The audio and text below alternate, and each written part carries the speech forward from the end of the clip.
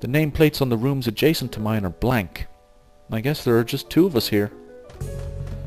Light shines from below the door of room 117, so I knock lightly. Hello? Is anyone home? From inside I hear a few movements, then the clicking of way more locks than I thought these doors had. After a moment the door squeaks open. A bespectacled boy is standing in the doorway.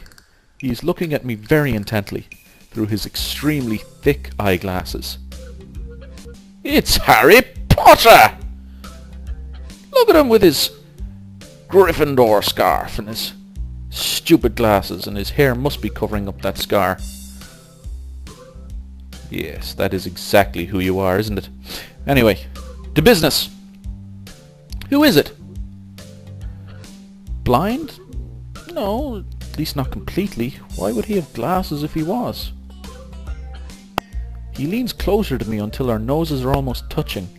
His breath stinks of garlic. Hisao Nakai. I'm moving into the next room. I thought I should introduce my... His face suddenly brightens in realization, and he stands back upright, thrusting his hand out in a smiling greeting, almost straight to my diaphragm. Oh, sup dude? Name's Kenji. Ah, hi. I take Kenji's sweaty hand and shake it, still a little rattled by the sudden change of attitude and vehement welcome. There were some suspicious-looking people going in and out of your room earlier. It was probably my parents. Your parents? You sure? Because they could have been some other people too. You can't judge a book by its cover. His out-of-place proverb is left hanging between us awkwardly as I try to think of some way to respond. I'd say the chances are high enough. He shudders and makes some exaggerated hand gestures. You're a brave man, Hisao. Me? I don't think I could trust the chances. The only one I trust is myself. Does that mean I shouldn't get to know you either? He thinks about this for a while. A wise decision. Damn, you are smarter than you look. Probably, because I can't fucking tell. I'm half blind. What do you look like? I hope not smart. He squints his eyes and leans closer again, but I lean backwards to dodge it. Never mind. It doesn't matter. Wow. Big slam. With that, he turns, fumbles around for a moment in search of the door handle, and shuts the door behind him. I slide the key into the lock of the door marked 119. Blank, bleak beige walls, white linen, a desk made of some light wood, ugly curtains. It's no one's room, impersonal, like my hospital room was. My bags are sitting at the foot of my bed, looking a lot emptier than they did this morning. And wow, my throat is really getting dry from all this talking. Hold on a sec.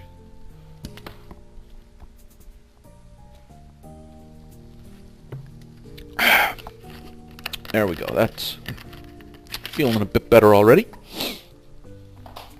Let's keep going. The closet is sitting open, stocked with my clothes. Also, it seems that there are a number of school uniforms hanging there as well. A note is pinned to the sleeve of one of the shirts. Hi, Hichan! We've unpacked your things and made your bed. They said that if these don't fit, then you should go to the office tomorrow. If you have any problems, you can always call us. Love, Mom and Dad. Well, at least I don't have to worry about unpacking. I kind of hoped I would have. Then there would be something to do. It's still too early. I put the note down on the desktop and lie down on the bed, feeling drained. Lying there makes me want to read something, but I have nothing with me.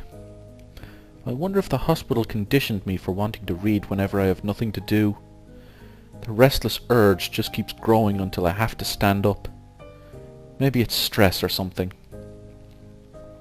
I was pretty nervous about it before coming and... I was pretty nervous about it before coming, and for the entire day today too. I still am, I think. Damn, I have to distract myself somehow so I won't be this unnatural all the time. Tomorrow, I'll go borrow some books from the library. Yeah, I'll do that. But for now,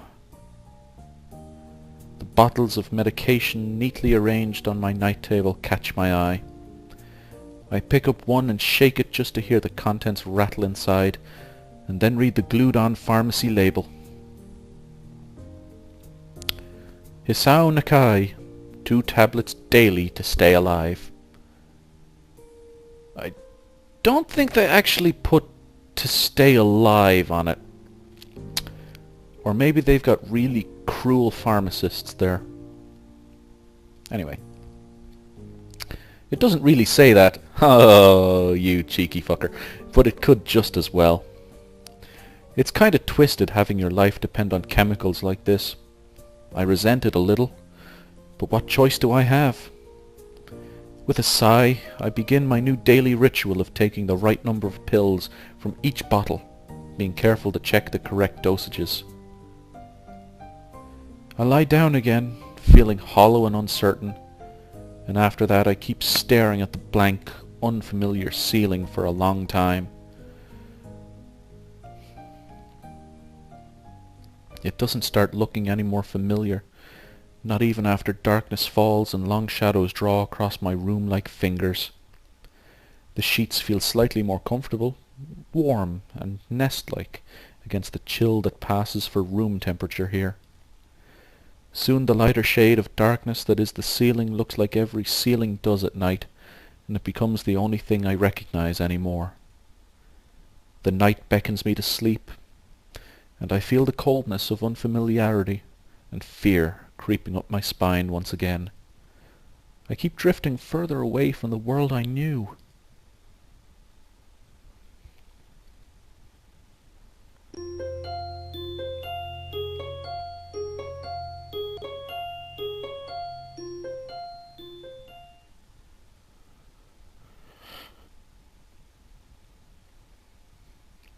I wake up in a strange room. Solid morning light shimmers against the light grey ceiling. I'd forgotten to draw the curtains closed last night. This is my room, isn't it? My room. This is the 3rd room this year that I'm supposed to call mine. Various things around here remind me that indeed it's me who is supposed to be the one living here. My bags on the floor, my new school books on the desk, my numerous medications on the night table. I stare at the bottles for a moment, deliberating until I open a bottle, shake out a pill, and pop out a tablet from the foil sheet. I down them with a chaser of water without thinking about the chemistry. My uniforms are in the closet. I slink out from under the sheets and stretch my back before dressing up. Putting on a new school uniform feels like dressing in someone else's clothes. The artificial smell of generic detergent invades my nose, but the feeling of fresh cloth against my back is a good one, a natural one. It feels like a school uniform, as it should. It's not much different from what I used to wear before. That goes for other things too. So far this place seems more or less like a normal school. Except for the people. I think back to my talk with Kenji yesterday. Misha's constant laughter and Shizune's sweeping sign language gestures. Well, I've only met 3 students so far. Maybe they aren't that normal, but I'm sure others are. Or perhaps people like them are what passes for normal around here. Yeah, what does pass for normal around here? What do people do? I didn't see a lot of kids hanging around after classes yesterday, so maybe there are clubs. If so, I wonder if I should join one. All through class the question remains on my mind, so I decide to ask Shizune about it, when we split into groups. After all, she did say if I had anything I wanted to know, I should ask her.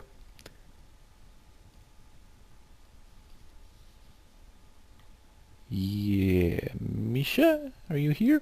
Yeah, she crosses her arms and shifts her gaze slowly to Misha, who looks more preoccupied with trying to grind the eraser off her pencil down so that the top is perfect and evenly flat.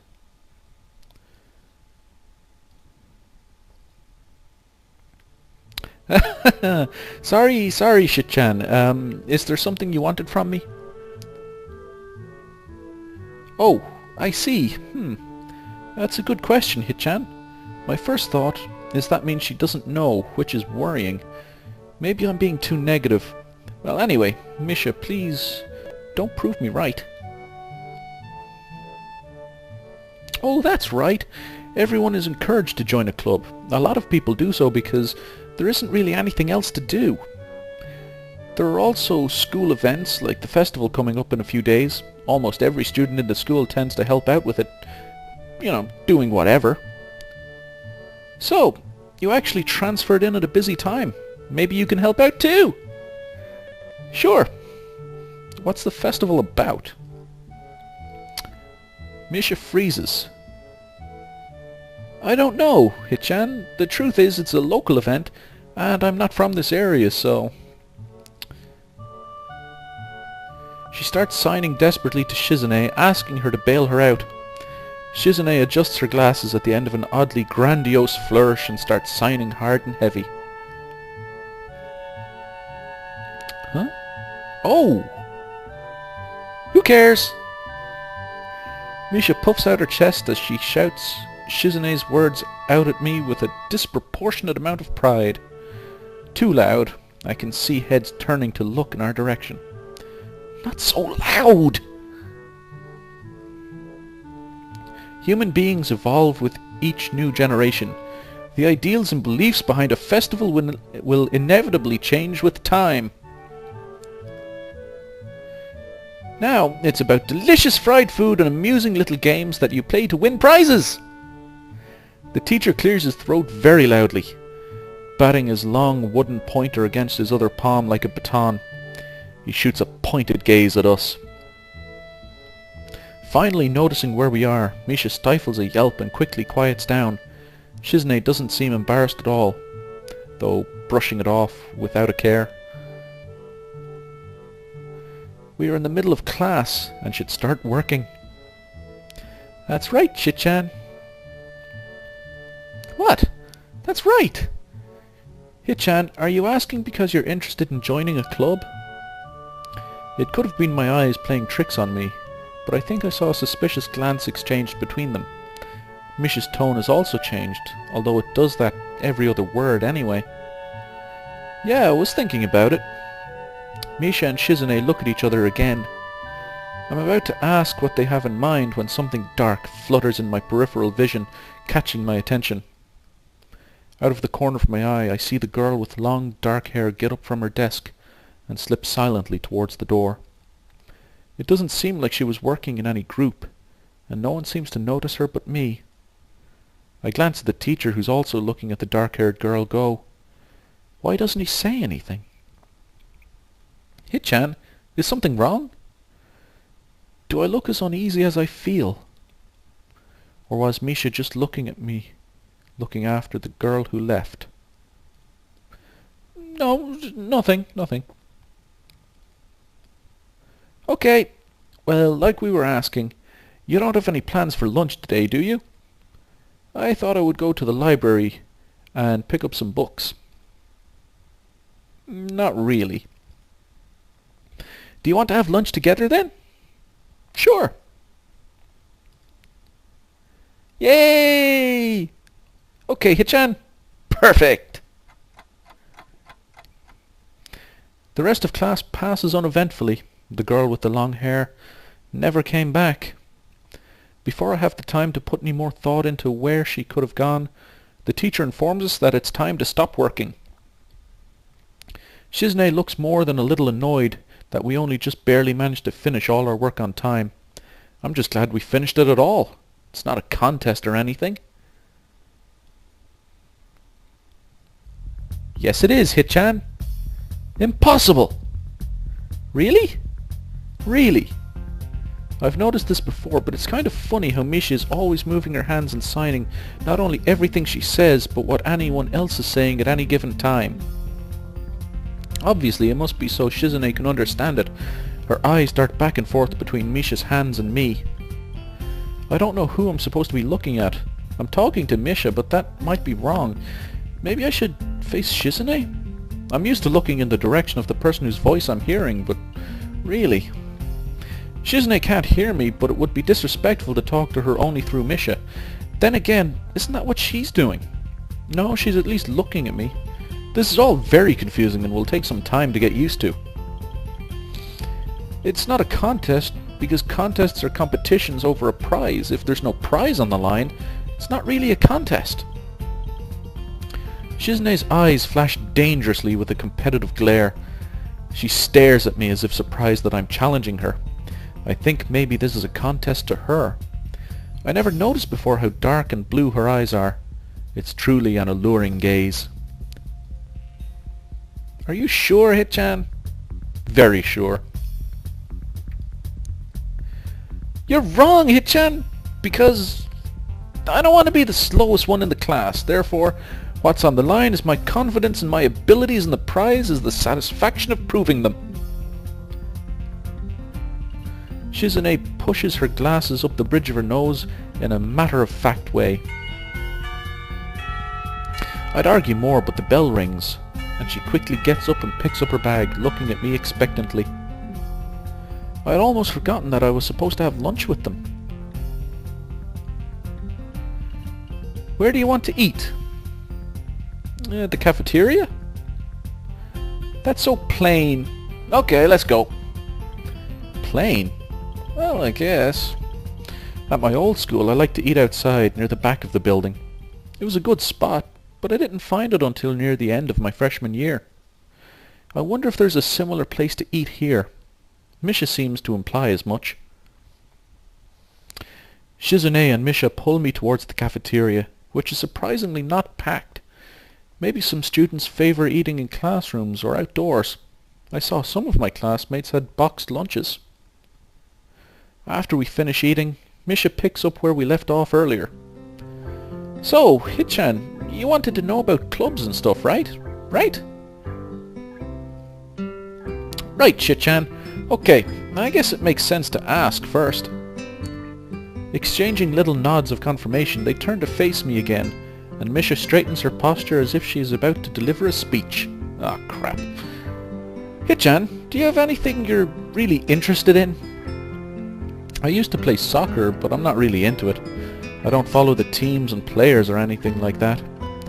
As of late, I usually just read a lot. There's a book club, right, Shit-chan? Right? But it seems like they have all the members they can possibly have right now. Sorry, Hit-chan, it's a really popular club. Ah, okay, but more to the point, Hit-chan, does this mean that you don't have anything already in mind? Not really. Good! Great! That's great, Hit-chan! Really great! Why is it so great? You're scaring me, crazy pink-haired lady. No reason. Well, Hit-chan, other than, clubs and the upcoming festival, there is one other thing. Student Council! Yay! Woo! Yay!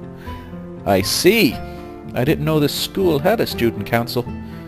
That was a very melodramatic setup, though, just to tell me that. I'm pretty sure the two of them know this because Shizune looks a little embarrassed about it, and Misha is laughing. Shizune quickly retakes control of the discussion in a manner of speaking. After all, it's still Misha who has to voice everything she says. Right, Hit-chan. Maybe you should join the student council. They could use more people. Yes, definitely. You should definitely join. Why? Well, for one, we could hang out every day, Hit-chan. Shit-chan and I are both in the student council. Actually, Shit-chan is the president. I'm starting to get the suspicion that Shizune and Misha might not exactly be the most unbiased people to talk about this with. As if reading my mind, Shizune quickly adjusts her glasses and signs something to Misha. Of course, we're not trying to get you to join just because we would obviously benefit from you joining the student council and therefore have an incentive to try and get you to. So you're admitting that... Okay, no, we admit nothing! I mean, Hichan, of course it would be nice if you joined, and we'd appreciate it. But even without all that, joining the student council shows a healthy interest in the workings of one school. Yep, it's true, Hichan. Besides, don't you want to spend time with us after school, Hichan? I can't tell if she's being genuine or if this is just really good acting. Both of them seem to be trying hard to look their cutest, although they are already pretty cute to begin with. Well... So it's settled then. Welcome to the student council, Hichan. What? No! No! Aww. See, Shit-chan? Of course it wouldn't go so easily. Yep, that's right. Though it would be boring if it went that smoothly. Oh well. Shit-chan owes me candy now. Ah, they were betting? You were betting on it? Hey, my life is not a game here. Shizune seems very intrigued by this when Misha signs it to her. The aggressive glint returns to her eyes. Ah, crap. She's scary now. That's interesting, Hichan. Let's play a game. That's not what I said. How about rich man, poor man, Hichan? If you lose, you have to join the student council. No, absolutely not. Aw, why not? Well, because you two both have the same incentive and therefore the same goal, which is to get me to join the student council, right? Yep. Yeah, that isn't my goal. But what this means is that both of you can team up and I'll be at a clear disadvantage. So I will have to decline. Hichan, I'm very offended. Are you saying you don't trust us? And that we would pull something so... disingenuous? That makes me sad. Sorry? It's hard to tell where Shizune's influence ends and Misha's thoughts begin. In order to atone for hurting a young girl's feelings, you should definitely join the student council. No! How about a game of paper football instead of rich man, poor man? Paper football? Yeah, it's a game they play in America. You make a paper triangle and then you try to shoot it past goalposts that the other player makes with their fingers. Isn't it cool? It's the ultimate form of competition between two people, Hichan? And it's also played by elementary and middle school children, Shichan. That means it's a game that really separates the boys from the men. More like the boys from the slightly older boys. Anyway, I'm not going to play that either. Just the fact that you know about it means you're probably surprisingly good at it. Yeah, that's true. How do you know, Hichan? Shizune frowns at Misha, telling me that she probably wasn't supposed to admit that so readily. I wouldn't say that I'm happy with their attempts to get me into the student council, but I'm a little curious about what the student council does here. I've never been on one before or even known anybody who was a member, so it interests me. I also kind of like Shizune and Misha, so maybe it wouldn't be so bad. Okay, Hichan, how about Risk? The game of world domination. I don't know what that is. How the fuck do you not know what Risk is? Fucking idiot. It's really fun, Hichan. You fight for control of the world, with armies and everything. Sounds like Shizune would be good at that. If you want to play, we can after school. Ah, really, Shichan? We can play just for fun, Hichan. Shichan hasn't played in a long time, so if you want to, there are no strings attached. Well, okay. Okay, perfect! We'll see you after school in the student council room, then. Wait, why there? Because that's where we keep the game. Oh, evil laugh. I grimace to tell them how much I do not like this, but it's more for show than anything. So in the end I agree, but only after getting Shizune to acknowledge that I don't mean anything concrete just by accepting to take a look around and play a game with her. Lunch ends, and we go back to class. During afternoon classes, the long-haired girl comes back and sits down in her seat without a word. Again, no one seems to notice, or if they do, no one says anything. I want to ask Misha about it, but I don't want to be nosy. After school, Shizune and Misha quickly find me by the first floor lobby and latch onto me, covering each flank in case I might try to escape. I feel a little offended, but I'd been considering it. Nevertheless, I'm a bit disturbed that enough people have made a break for it in the past that they're on their guard. What's with the escort? This doesn't make me feel very comfortable. In fact, it makes me feel like a dangerous prisoner being transported to his cell. What's wrong, Hichan? That's right, we're just going to go play a game of Risk, remember? I don't know, Misha. This all seems a little sinister to me. I start thinking that when we sit down to play the game, they'll tie me down and torture me until I agree to join the student council. Well, that's highly unlikely, but still, for some reason it just seems like it would be so plausible. I wouldn't put it past them. Getting to the student council room is as simple as turning 2 corners from where we started. What? That's it? This makes you guys being so on top of me seem a little silly. That's not true, Hichan. Shichan says that when their life is threatened, people have shown the capability to pull off superhuman bursts of speed. Wow, that really does not fill me with confidence. Life is threatened? Her expression unchanging, Misha signs something amusedly to Shizune, who makes a baffling face and puts her hands behind her back, looking pleased with herself. Yeah, just like that.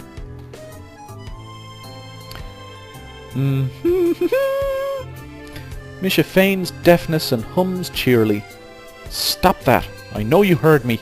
You've no excuse, unlike Shizune. Shizune opens the door to the student council room. It's a very plain, sparsely decorated room, although it is quite large, maybe even a little larger than a classroom. There's a big table in the center surrounded by chairs and a smaller desk prominently placed in the back that I assume is Shizune's.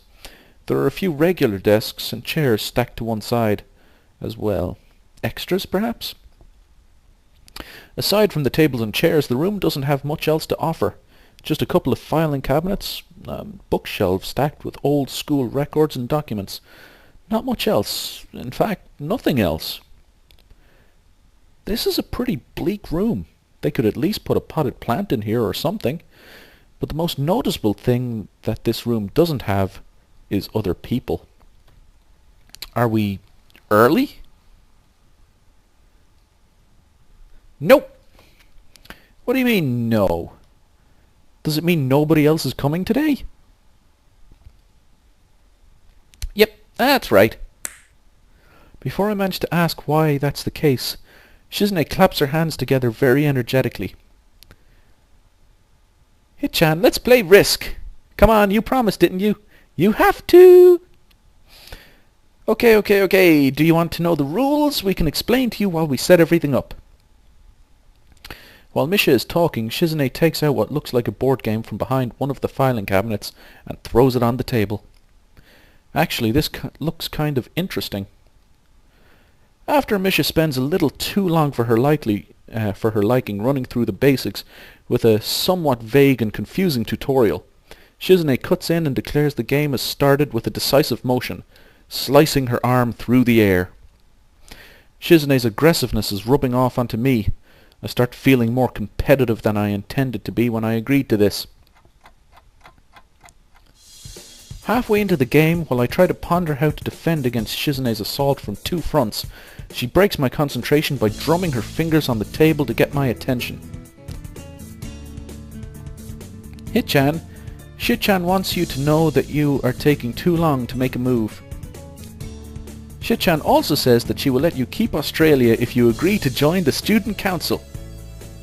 Why the hell would I want fucking Australia? Jesus, don't want that fucking kip. You can have